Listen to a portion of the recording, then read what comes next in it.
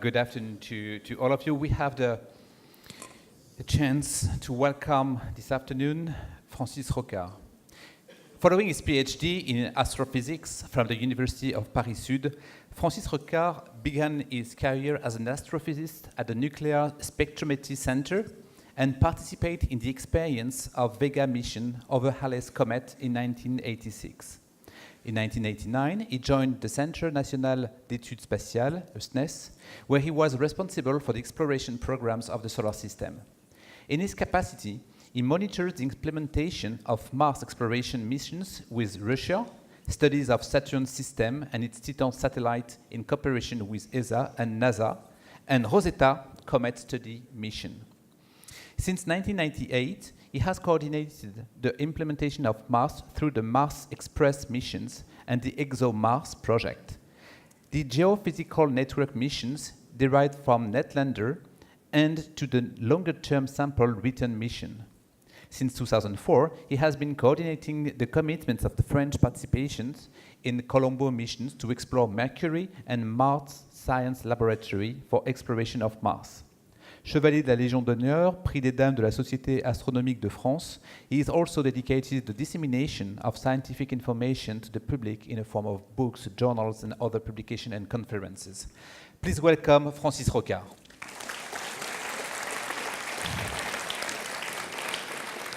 Thank you very much. Who wants to go to space? Please raise your hand. Okay, everybody. I know. It's exactly what I think.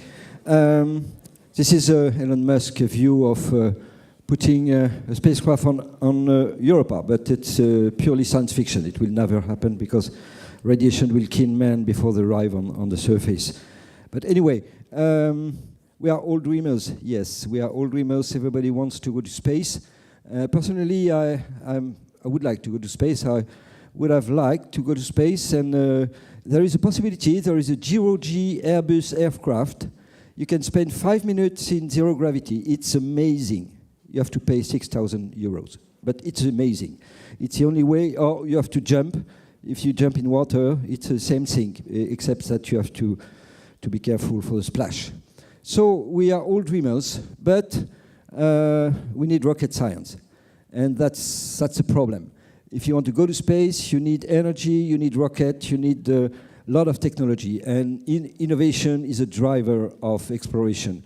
And all what is possible with the rocket, the technology, was feasible on time, and it's a reason why there is a universal exploration that happened during 40 years. And for example, a pioneer in rocket science. Rocket science means, in the US, like it's a big science, the most difficult science you imagine.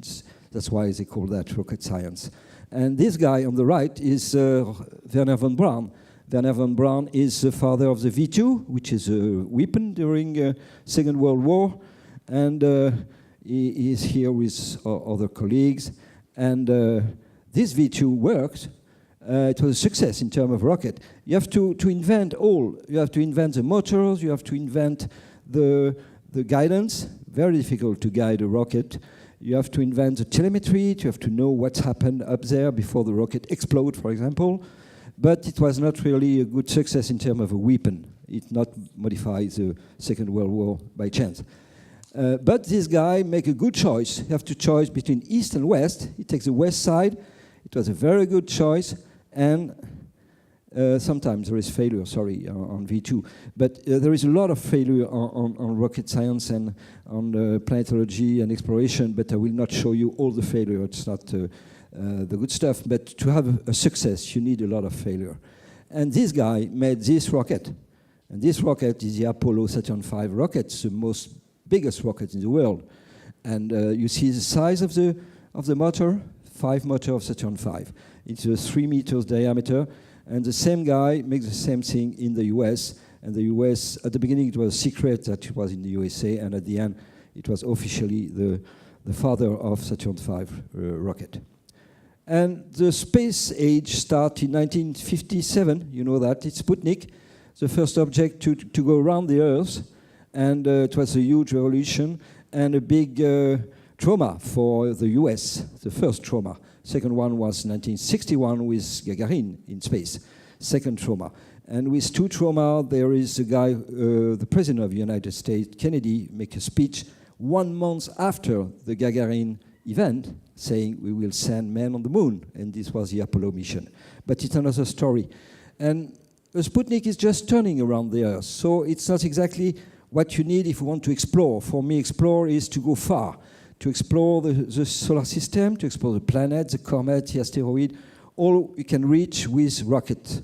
And you need big ears, you need big antenna. In this photo, for example, is during the Voyager mission, and NASA realized that the antenna was not so big, so they increased the diameter of the antenna. At the end, the antenna for Voyager was 70 meters diameter, just to hear a very teeny signal for billions of kilometers. And the first step, so this universal exploration, is dictated by technology. The first step, the most easiest, is to fly by. And so it was done very early, 97 Sputnik, 59 Luna 3, and Luna 3 is USSR. And on the right, you have the first image of the dark side of the moon. Not the dark side, the far side of the moon. And this is an historic image. On the left is the probe. And the US made the same thing with the planet Mars. It was 6 years later with Mariner 4. With flyby, we have 24 images, not one more, 24 only. You have all the draft of the image. This is, for example, the quality image we get from Mariner 4, not very good. And I can show you something very strange. This image has been done by the engineers, and it looks like a color image. But if we zoom on the image, we see that the engineer takes a small, from the computers, the computer emit a very long series of figures, and they put the figures in terms of lines. It was a line of the detector, and they color by pencil each number. If you have a 33, it's white. If you have 35, it's yellow. It's the way they have done this image. It is really innovation. It was in 1966. And with flyby, you can do very great things. Probably the most efficient mission, the US one, it's Voyager. And there is Voyager 1, but Voyager 2 makes the Grand Tour. The Grand Tour is to discover, really discover, the 4 giant planets, Jupiter, Saturn, Uranus, and Neptune. So it was launched in 1977, and flyby Neptune in 81. I was there on JPL, just arrived at CNES at that time. It was very exciting. And so you really, all what we know roughly in the 1890s of those 4 planets, and for Uranus and Neptune, nothing has changed today, is coming from Voyager 2. So it's very less than 1 ton, but a huge science return. Of course, and for example, we discover with Voyager the big activity, volcanic activity of Io, which is a moon of Jupiter, the most close moon of Jupiter. This is a volcano with a plume, active plume, and there is a lot of active volcano on Io. And Voyager 2 and 1 are still acting and still communicating with the deep space antenna of JPL, and they are going outside the solar system. There is 3 frontiers, so it's very complicated, and the first frontier has been passed by Voyager 1 and Voyager 2. Pioneer 10 and 11 are dead today. But those Voyager are 40 years old, and probably will die at 50 years. So it's, in terms of reliability, it's a very impressive mission. And they are powered by nuclear energy, which is absolutely a necessity because we are very far from the sun.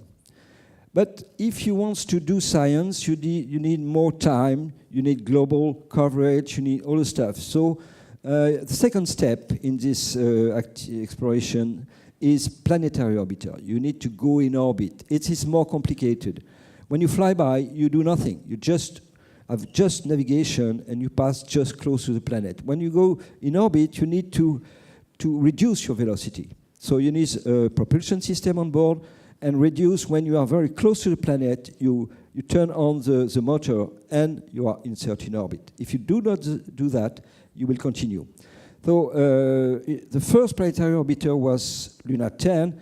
So Soviet Union was very successful at the beginning. Now today, Russia is doing nothing. They have lost all their missions in 30 years. So they have done nothing in planetary exploration since 30 years. It's a pity, but it's a reality. And the US will do the same thing in 71 with Mariner 9, the first planetary orbiter around Mars. And we discover all the big relief. This is a volcano here called Olympus Mons. And we have also we discover those channels, and with this type of image, we are sure that long time ago water was flowing on the surface, and the question today is life has emerged 4 billion years ago, and in 71 it was a question, and today is the same question. And we try to have the answer, and today we have no answer to this question, but we expect to have the answer quite soon. I will come to this later. And with an orbiter, you can do very complicated missions. The most complicated one, most sophisticated one, is Cassini. It's a US mission, started in 97, 7 years to go to Saturn. And this mission orbit around Saturn during 13 years. And look at the orbit. This is very complex. You have roughly 300 orbit, and you have nœud. I don't know the word in English. Nœud. Okay, you see what I mean. And this nœud is where there is Titan or Enceladus. And if you want to modify the orbit, you have to go close to this. This is why the orbit are always passing the same area. And so it's all the phase of the 13 years of observation of Saturn. And this is all what has been done. 127 flyby of Titan, 22 flyby of Enceladus, etc., and half-year mission of Saturn with equinox and things like that. And at the end, something was made very incredible. The JPL, which is the most efficient laboratory in the world that do planetary science in California, they go between Saturn and the ring. And I will show you that in a movie, but the movie is quite long, so I will try to accelerate. A lone explorer on a mission to reveal the grandeur to a methane sea. So this is a reflect of liquid on Titan. This is a jet of Enceladus, and sometimes it's real pictures, sometimes there is things more. The surface of Enceladus is here. And at the end, it's a grand finale. I should put an E on finale because it's Italian language. And so they decide to have 22 orbits between the rings and Saturn. It was very risky because nobody knows if there is something between the ring and Saturn, and if there is grains, if you hit the grains, you may lose the probe. So this is the way it happened.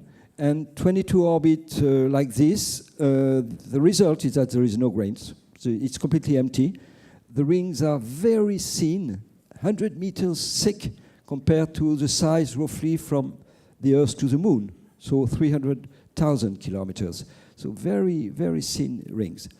And we have studied all this ring in a lot of detail. And the 22nd orbit was the final one. And this orbit will enter Saturn.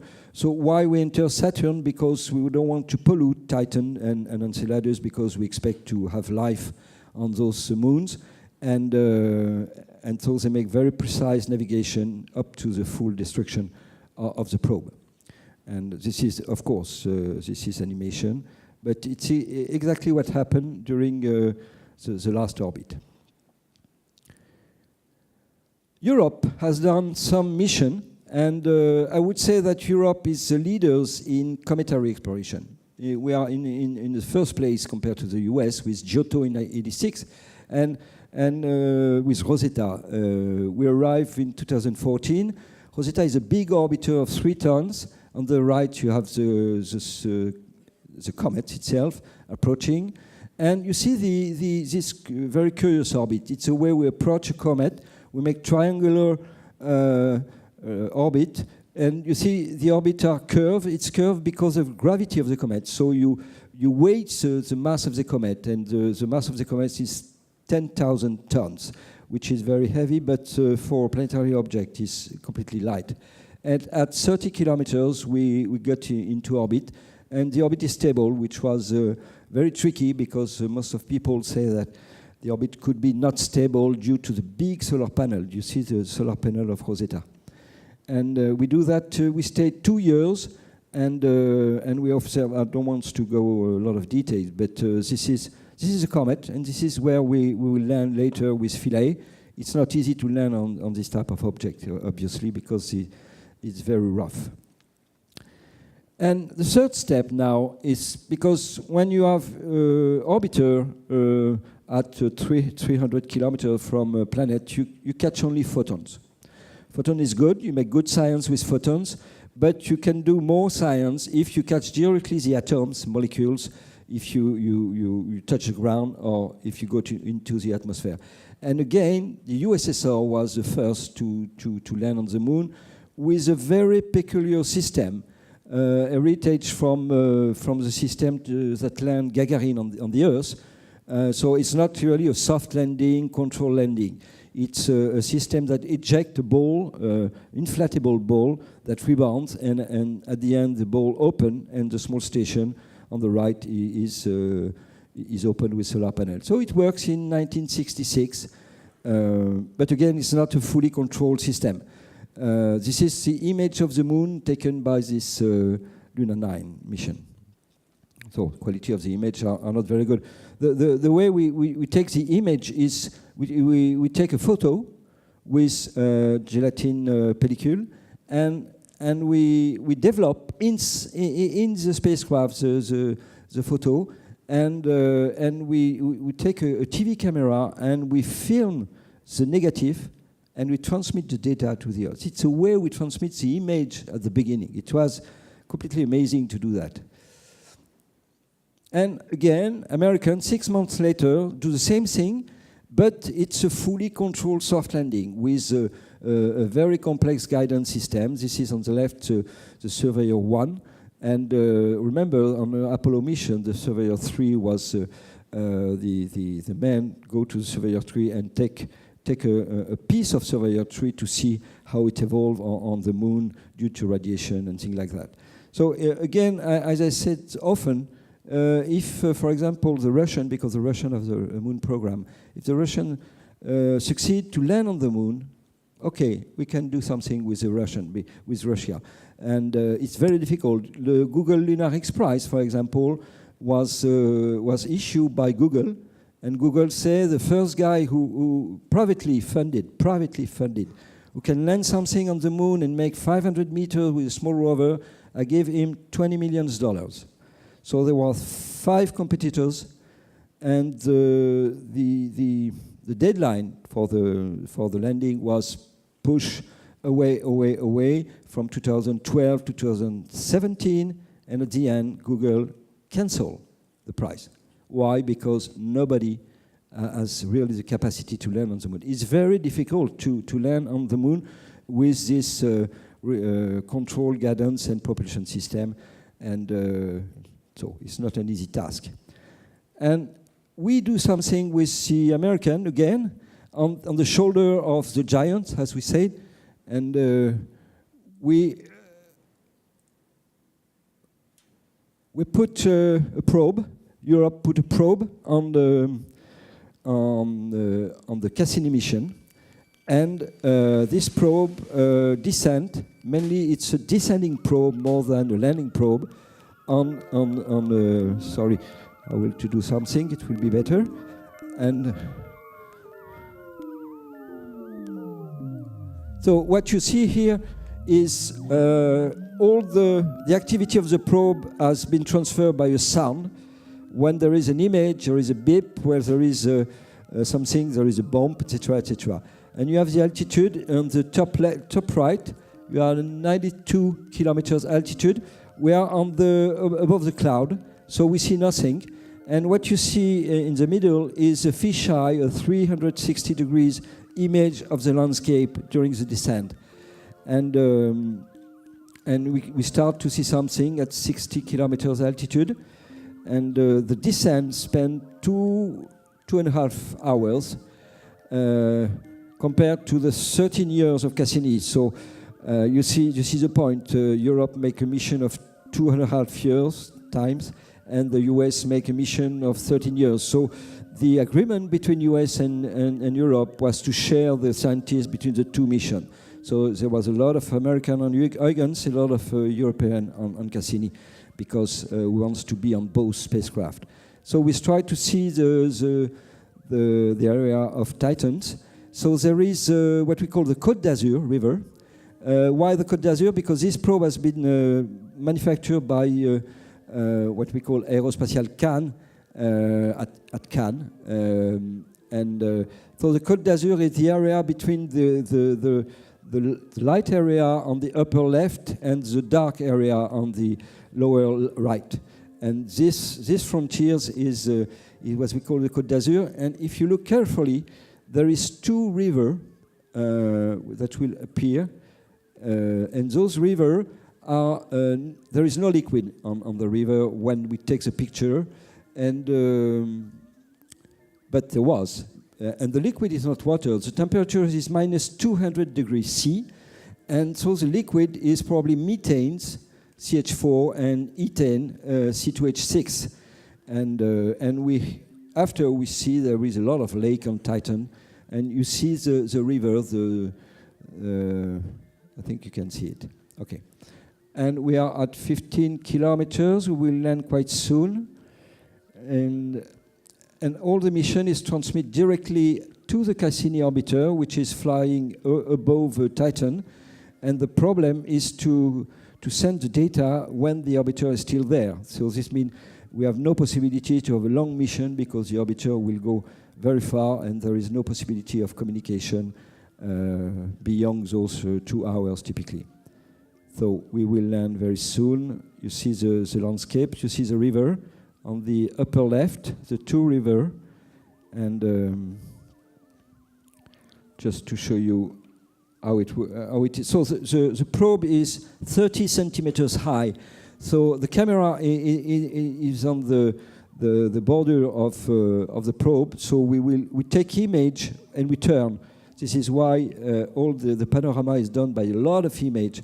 And when we will be on the ground, you will see just one side, which is where the camera is pointing. And we will see blocks of water ice. And water ice is compared to rocks on the Earth. Yeah. So on the left is the moon, you recognize. On the right is Titan, with a block of ice, typically 10 centimeters blocks. I should stop this.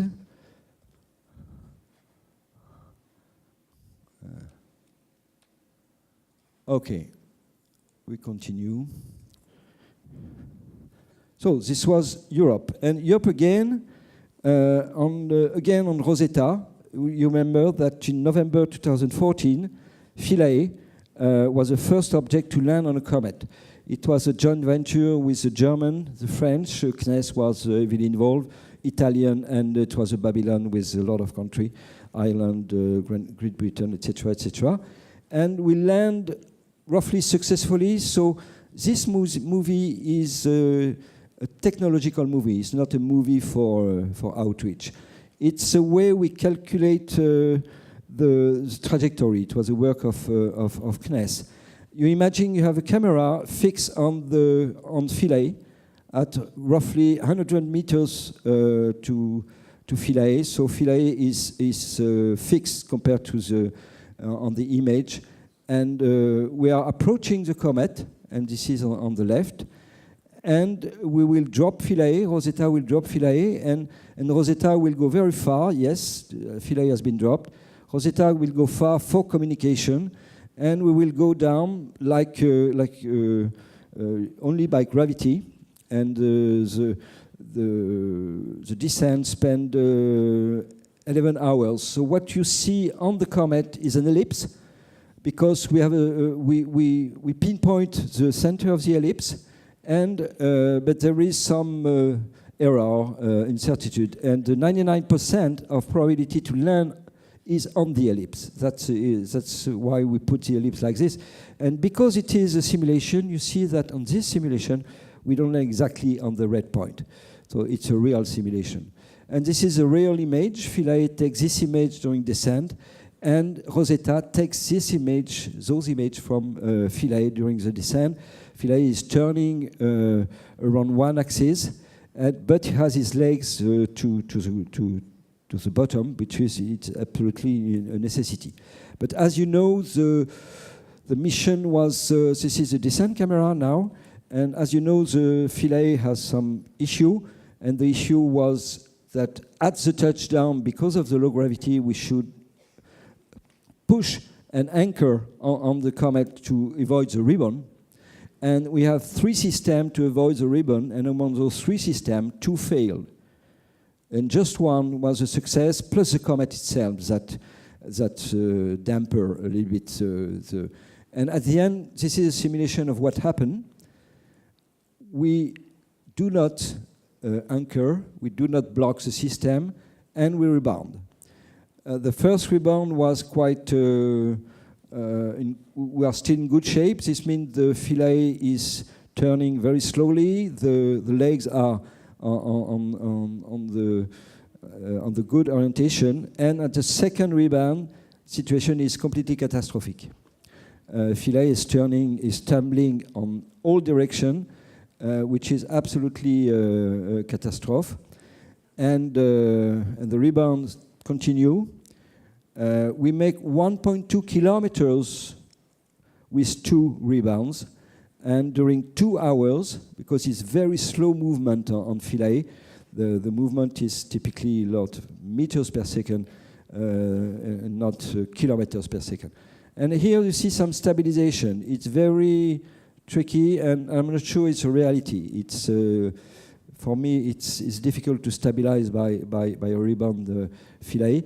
And at the end, we go in a place which is unknown place, because it was in the dark side of the comet at the time of the landing, and we lost Philae during more than 1 year.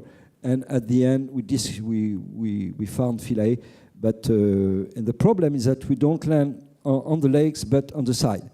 And because we land on the side, the system to communicate was on the side also, not up, but on one side, and the signal to go to Rosetta was a rebound on the comet. This is why the signal was very bad. So we worked 3 days, and we lost the extended mission because we have solar panel and we expect to do some science with, but we never succeed. So you have here the landscape. It's an historical landscape, the only one probably for many years of what is a comet from the ground, done by a French camera and under the responsibility of Jean-Pierre Bibring in Orsay. But if you want to land on heavy object like a planet, it's not the same technology. Philae, as you see, we just fall down like, and we try to avoid the rebound. But if you want to arrive on a heavy planet, it's very, very more complex. And the state of the art of the technology for landing is on curiosity. We can have some sound, please. And what you see here is people that are doing nothing. They are doing nothing because the signal make 20 minutes to come from Mars. They are only observing screen of what they are receiving. And they receive good news. This is why they applaud that this first step is good. First step is the heat shield. Second step is to open parachute. Second configuration, you open the parachute and the parachute succeeds. So this is quite classical. Huygens was in the same configuration. But what you will see is completely different. Something that will never works, and it works. It's called a sky crane. It's a system completely innovative. The advantage of the system is that you land the minimum mass on Mars. Only the propulsion system, which is on the top, and the rover of 1 ton. It's really like a car. And you have the rocket on the side, not to burn your rover when you land. And it takes 7 minutes to land on Mars. It's what we call a 7 minute of terror.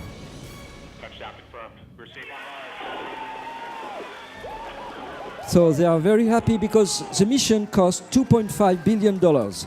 So during 7 minutes, you lose or you win. And all is done in 7 minutes, and people are very, very happy to land. And I would say that only the Americans have landed on Mars. Europe has failed with Great Britain and Beagle 2. And the proof is the image. So this is the image that proves that you have landed. Okay. This was, I don't want to spend 1 hour to talk about Curiosity, but it could be interesting. I continue my universal strategy, and the 4th step of this universal strategy is what scientists say: we need really the sample in the lab. We need to go there, we need to take the sample, we need to bring back the sample. And it's more complicated. This has been done on some mission without gravity, like comet and asteroid. And Japanese people, this is on the left, this is a Japanese device to store the sample on the lab, and on the right is a very tiny sample of an asteroid.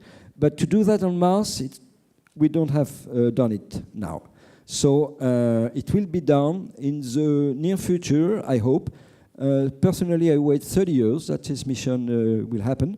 And it is in good shape because on the left part of this image, what we call Mars 2020 is in construction. So this rover, which is a copy of Curiosity, nearly a copy, not exactly the same, is in construction, will be launched in 2020. This means 2 years from now.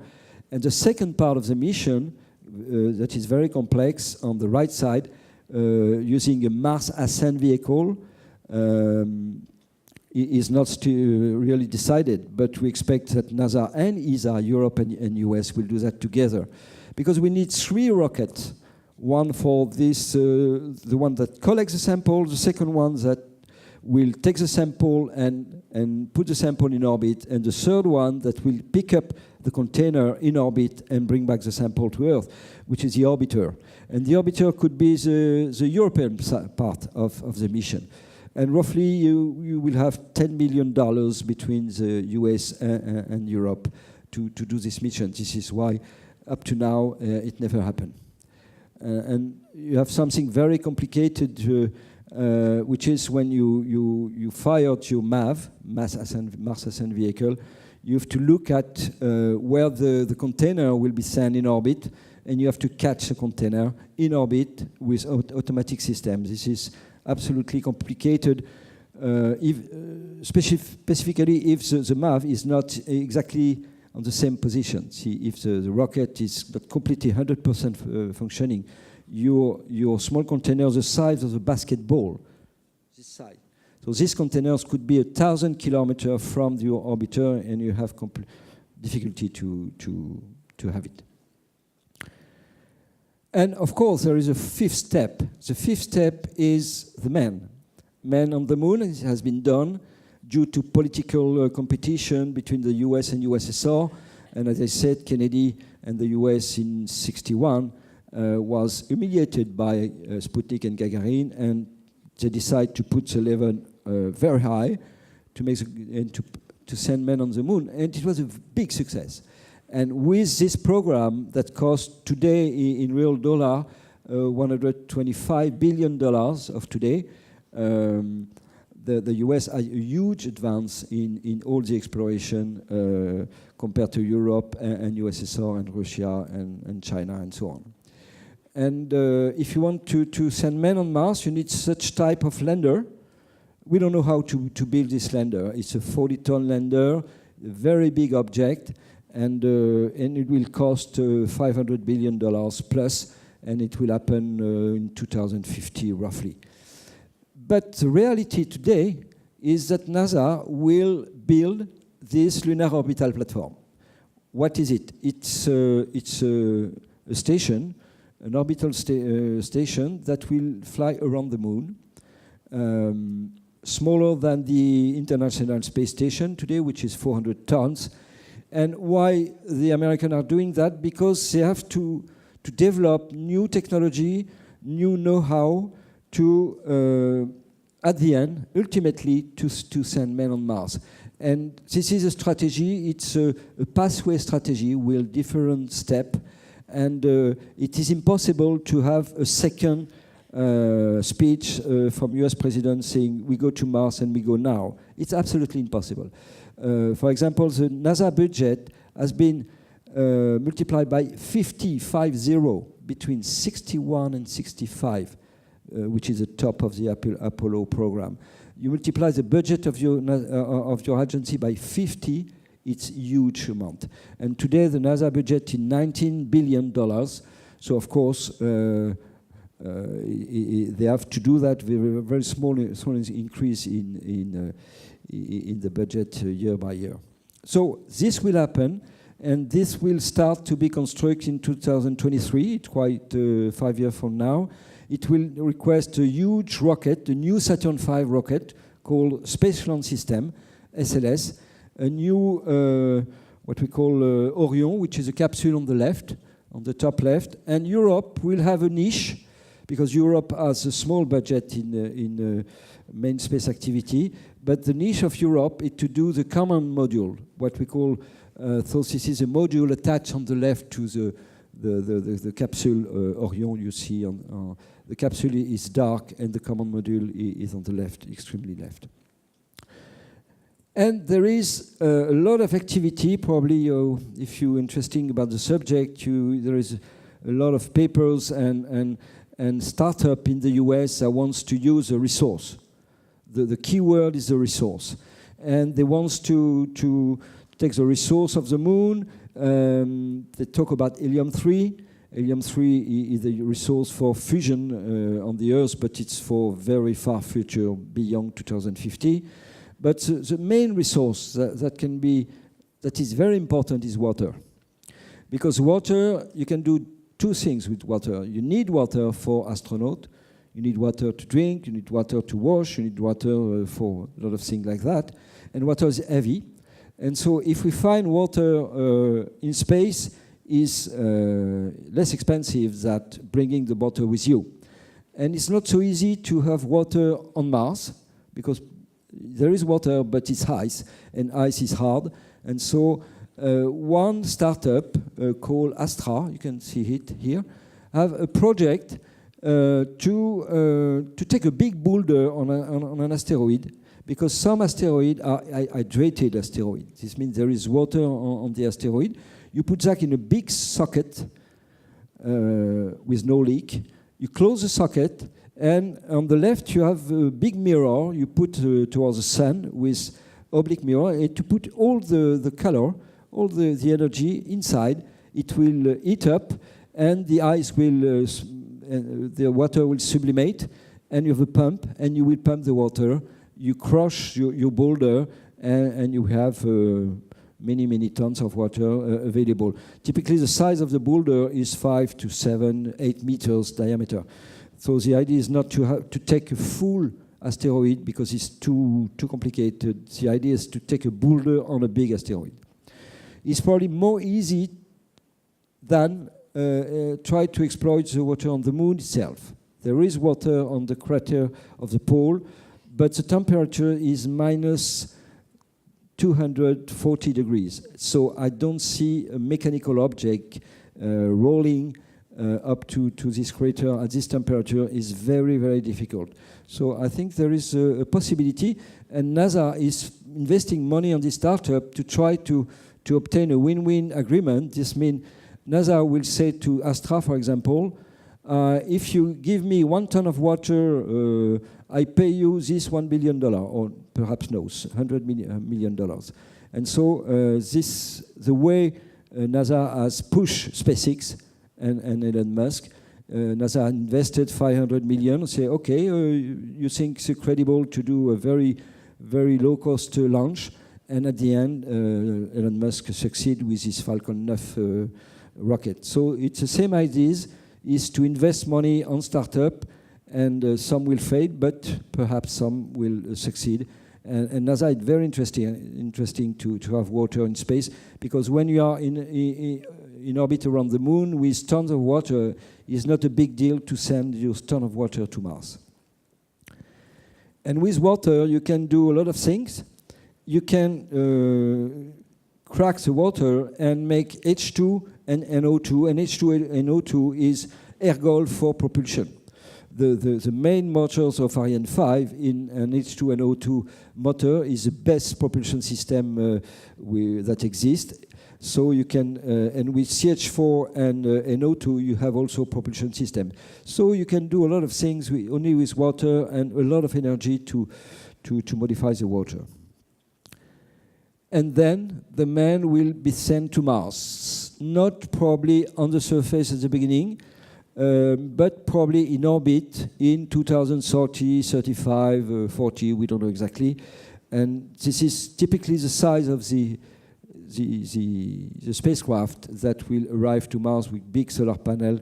And this spacecraft will have to be assembled in low Earth orbit, or perhaps in the lunar orbital platform, and then sent to Mars. But if you see the calendar, you have the first, so the big rocket is the red one here. The first launch could be in 2018, and the reality it will be probably early 19. And then you will have 5 or 6 launch to build really this lunar orbital platform between 2023-27. And the man on Mars will be probably in 2050. The man on the surface, but you will have men in orbit around Mars before, and all the yellow area here between 2030 and 50 is will probably you will have some men going to Mars, but not on the surface, because it's really more complicated. I think that's all. Thank you.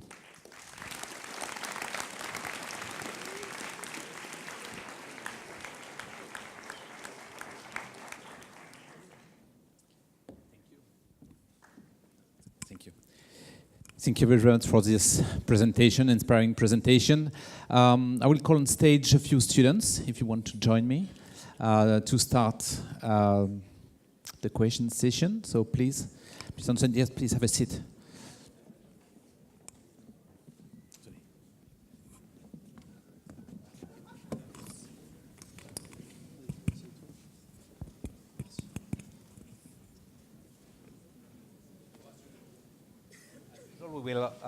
As usual, we will start the question with a few students, and then we'll open the question session to the floor. So I don't want who want to start. Yeah. Thanks a lot for your speech, sir. So we have seen in the video that you passed that there is a lot of people that are required to supervise a mission. And my question is artificial intelligence is taking part in the exploration of the solar system or for the Mars colonization? Artificial intelligence, up to now, no. Up to now, artificial intelligence are not used in those space missions. They are used, for example, to analyze the galaxy. So you observe the galaxy, you make a catalog, and artificial intelligence consists to compare and to it's a deep learning. But in the future, it may be interesting to do that for a rover, for example, that could learn because he has a memory of the landscape, of what is typically the size of the boulder, and so you may improve the system by artificial intelligence. But today is classical software. Okay, thank you.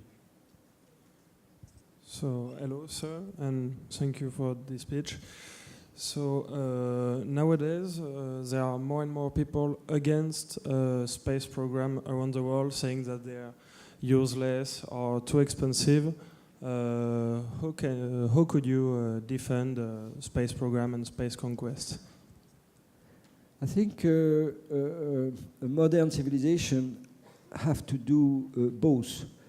We have to explore our environment, the world, the planet, the comet, and of course try to minimize our environment on the Earth. But both has to be done. So this is the reason why it's very strange, but the USA is the only country in the world that spends half of its budget, civil budget, not military, civil space budget. Half of the civil space budget is spent in main mission. It's unique in the world. Europe spends a very low amount of money for main mission because main missions are very expensive. And for example, Ariane 5 has the capacity to send European on orbit. But it will cost 1 billion to modify Ariane 5. It will cost probably 5 to 10 billion to have the habitat capsule that will have the astronaut on board. And there is no real politics that decide to do that in Europe. The problem in Europe is that the politics in space science and in space activity is one country, one vote. There is no one chief, like in USA. So each country has their own policy on the space activity, and most of the time they agreed for example, Galileo. You know Galileo, which is the European GPS, and European GPS is agreed by all the European countries. But for the main in space, a lot of people, including managers of space agency, say it's useless to send men in space. So the politics is minimum. The ratio between USA and Europe is 15. So 9 billion in USA, 600 million per year in Europe. So we are very small compared to the USA. But I think we have to do both. And those missions are not so expensive because, except USA that may spend a lot of money, but in Europe, for example, we spend for all the what we call science of the universe, I mean astronomy, planetology, 500 million per year. So it's not big money. Thank you for your intervention. And according to you, which technology will help us to confirm the presence of other forms of life in our universe? The question is a technology that will confirm. Yes. The problem is not the technology that will confirm. The problem is to find some relevance of extraterrestrial life. You probably remember that in 1977, I think, there was meteorites, ALH 84001, who Bill Clinton, president of USA, make a speech, an announcement saying, we have found the proof of the life on Mars, on this Martian meteorite. And the result was wrong. So 5 years later, scientists compare the result, and the conclusion is no, it's not life on Mars. It's complicated to have proof of life. Of course, if you have an insect, you will take a photo, you will take, but it's not what we expect on Mars. What we expect is that bacteria, living organisms, were present 4 billion years ago. And the question is, how do we have proof that this material, organic material, is coming from old, dead life 4 billion years ago? It's what we call biosignature. And there is different perspective. For example, life is doing something very strange. My two hands are not the same. They are symmetric in the mirror. And some molecules are chiral, which is the same thing. So there is a molecule which is the left side, and the same molecule is symmetrical. And life use, for example, always the left side of this molecule, or always the right side, but not both. And mineral can fabricate this molecule. And in that case, minerals makes 50% of the left and right. So the biosignature is to detect some chiral molecules, to measure the ratio left and right, and if the ratio is very high, we have the proof that it's come from life. We don't know what life is it, but we know that life has fabricated this type of chiral molecule. We can do the same thing with the isotope of carbon. For example, the living organism love carbon-13, which is a heavy isotope of the natural carbon, which is carbon-12. And the ratio carbon-12 to carbon-13 on mineral is 89. For the living organism is 93. So difference is small, but significative. And so it's a rule. The living organism prefer carbon-13 compared to carbon-12 more than mineral chemical. And it's also a biosignature. But of course, what we are looking for, and the answer we would love to obtain is, are we banal or are we exceptional? Our life is universally based on DNA. All life is based on DNA, the same DNA on all life on Earth. The question is if we found life on Mars. Because, I don't say that very deep on Mars, there is a possibility that there is still bacteria at a few kilometers. It's very difficult to go there. Perhaps men on Mars with a big derrick could make a big dig, very depth, and try to detect some bacteria. It will be for the far future. But the big question is, if we found life on Mars or on Europa, on the Titan, on Enceladus, the question is it the same life than ours? Is it DNA or not? Because if it is DNA, this means that life is universal. And some people will say, oh, it's a proof of God. Be careful on that.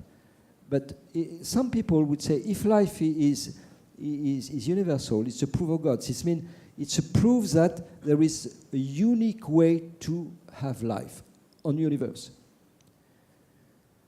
I don't know if I'm clear. But if you find some life which is different than DNA, this means life is very banal on Earth because the natural chemical situation at the beginning was such that DNA was formed. But on Mars, probably it was different and could be, and you can have a replica molecule in bacteria with other type of genetic system. So in that case, life is banal and life is very common, and there is a lot of possibility on life on the universe. Thank you. Thank you. Is there any question in the room? Yes, we have one question there. There's a particular sentence that caught my attention, but I'm not really sure that what I heard is correct, so please correct me if I'm wrong. Right after you spoke about the rocket that went between Saturn and its rings, I thought I heard you say that you didn't want to pollute Neptune because you'd expect life. Put the mic, there. because I don't hear it quick. I think I said that right after you spoke about the rocket that went between Saturn and its rings. I think I heard you say that you didn't want to pollute Neptune because you expected that maybe there would be life there. So could you please explain what type of life you're talking about? Yes. The reason is everywhere we found water in liquid phase. In liquid phase, everywhere, we think maybe there is life. Maybe. It's a necessity to have liquid water. It's the main assumption we do. We do two assumptions. We need liquid water, and life is based on carbon. A lot of people say, oh, why do you say that? You don't know, probably there is life without carbon. Okay, anyway, but that's another subject. But there is a lot of argument to believe that life comes from carbon. And we need liquid water. And Titans and Enceladus, below a thick crust of ice, has an ocean of liquid water. So I don't want to go in further details. So we don't want to pollute. This means at the end of the resources and the ergol of Cassini will tumbling and turn around Saturn and make crash on Enceladus. And Cassini has not been sterilized. So we may send our bacteria to Enceladus and pollute Enceladus by our life. And then when we, 20, 30 years from now, when we will go to Enceladus and we find life, people will say, hey, are you sure it's not our life? So it's the same thing in Antarctica. We try to avoid the pollution of Antarctica, not by life, but by petrol and things like that. But scientists say you don't send bacteria when you are looking for life. And in the case of Titan, in the case of Enceladus. This is why they decide to end the mission like this. Okay. Thank you very much. Hi, sir. Thank you very much for your presentation. I was wondering, have we ever heard anything coming from either our solar system or more generally the universe? Yeah, thank you. Sorry, I don't catch your question. Have we ever heard anything coming from life, either in our solar system or the universe? Oh. I think you should know. I'm sure if we found love somewhere, everybody on this Earth planet will know that, including people in the middle of Amazonia. It's the most important thing. Everybody, including the people in Amazonia, think, are we alone in the universe? They look at the sky, they look at the stars. And so this information it will be spread all over the world, like the Apollo mission when it landed, etc. So, no. The answer is no. Obviously, we have no minimum evidence that there is life elsewhere. We are looking for other planets around other stars, like we call exoplanet. In 1995, we find the first one. Today, we have more than 4,000. And the calculation, and compared to the number of stars in the galaxy, we have 200 billion stars in the galaxy. And the experts say, roughly today, we have the same amount of planets and stars in the galaxy. This means you have 200 billion planets in the galaxy. Personally, I don't imagine we are alone. If there is 200 billion planets on this galaxy, there is aliens somewhere, I'm sure. Perhaps not with the technology, perhaps they are very in advance, perhaps very late, perhaps they have prehistoric aliens, because the problem is the time phasing. Because today, we have the technology to go in space since 50 years. But coming 200 years before, we have no perspective to fly even with an airplane. So the problem of time phasing is to have at the same time two civilizations that have the technology, for example, to communicate by radio. So we don't send signal to other stars. Stephen Hawking has warned recently before he died. Stephen Hawking say, please don't send signal to aliens.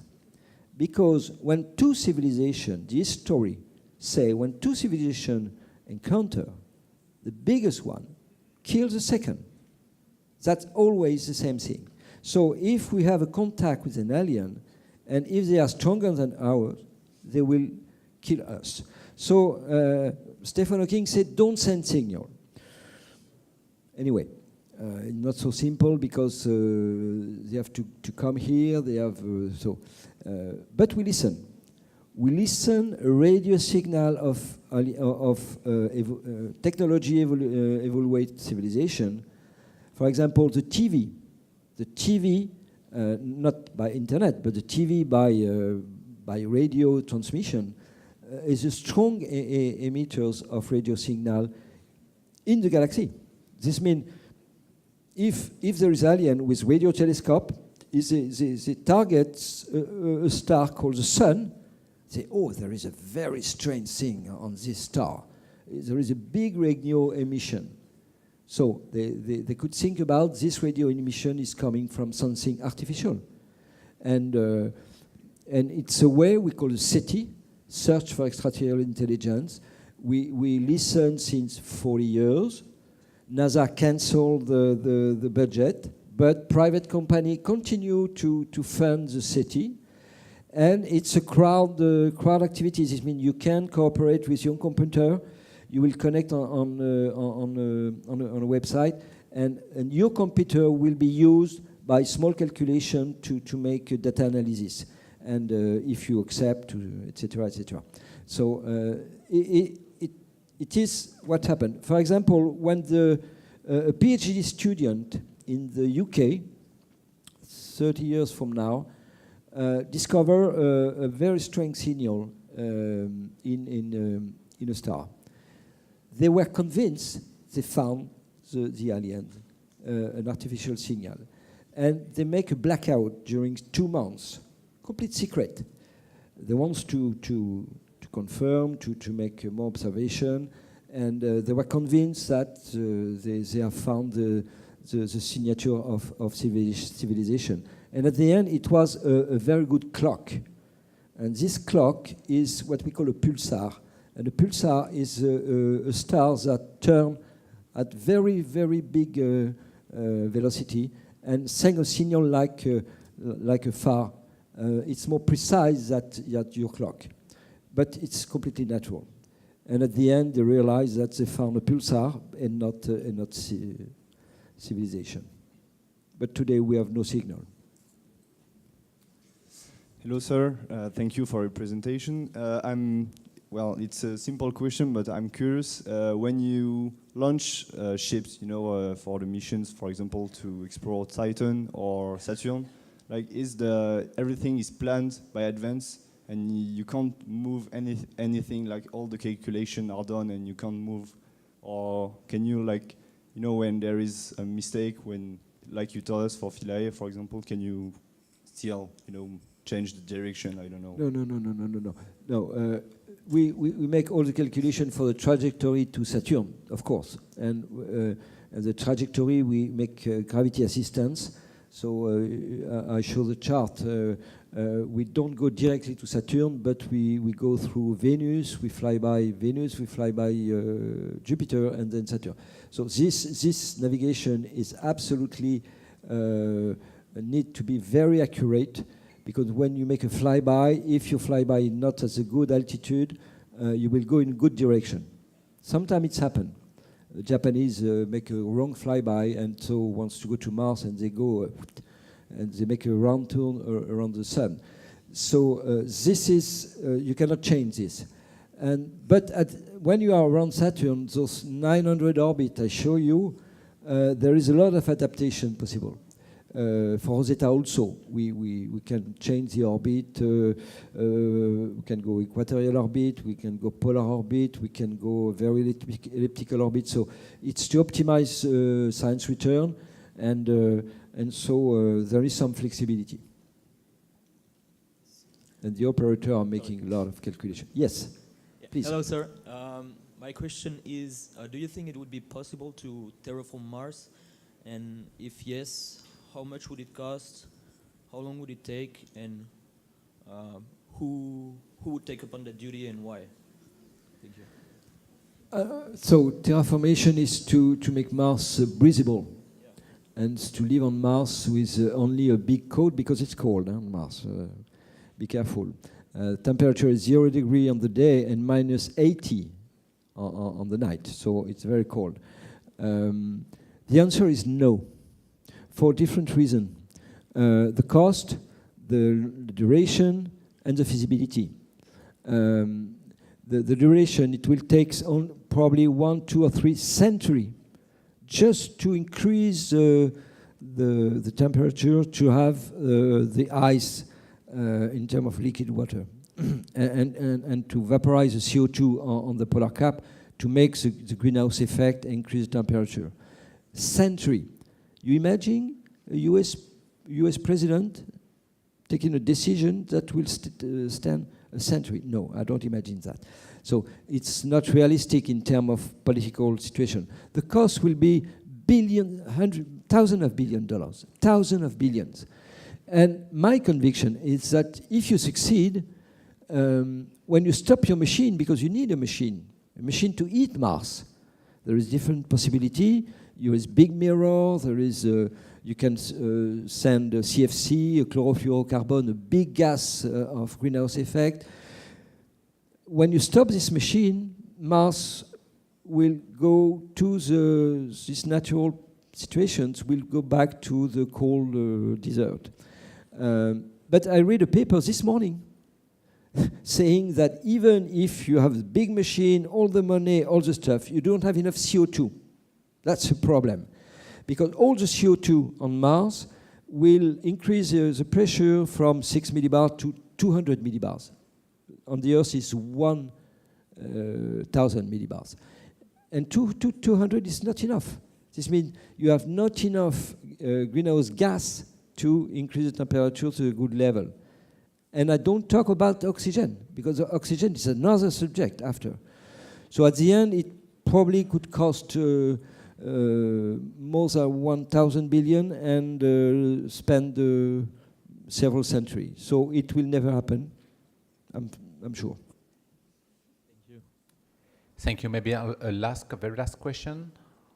But I want to just continue on this comment, because Elon Musk says something which is critical. I'm not following him. He say we need a plan B. And he wants to send a part of the humanity on Mars to have a plan B when the Earth will be not lifeable. I think it's very bad ideas. Because what is behind this is the same thing of the climato-sceptic. The same thing, okay, we continue to pollute, and when it's very, very bad, we go outside, we go on Mars. Only 100 people, happy few, if you are a lot of money. So it's very bad ideas. So Mars is not a plan B. It will never be a plan B, because the guy on Mars will completely depends on what's happened on Earth. For the modules, things like that, you will not build the modules, you will not build a rocket on Mars. It's absolutely impossible. So again, it's very dangerous to talk about these ideas of, okay, let's go to Mars and we can pollute the Earth. You answered already to the biggest part of my question. However, I wanted to know what the biggest expenses were for any mission, or more to the most complex missions, since the budget seems to be the main restriction to actually accomplishing most of the complex missions. So do you believe in a kind of low-cost space mission agency? I don't know how you would kind of put that. And is there a way of reducing space mission expenses in any term?